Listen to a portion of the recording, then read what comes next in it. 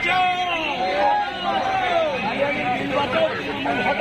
কালিয়ানির বিল বাঁচাও, কালিয়ানির বিল বাঁচাও, কালিয়ানির বিল বাঁচাও, ইনকিলাব জিন্দাবাদ। এই জনগণের পঞ্চায়েত করতে আমাদের সংগ্রাম, সকল গরিব মানুষের মাথার উপর ছাদের ব্যবস্থা করতে হবে। এই নিয়ে টালবাহানা চলছে না, চলবে না। কালিয়ানির বিল নিয়ে টালবাহানা মানছি না, মানবো না।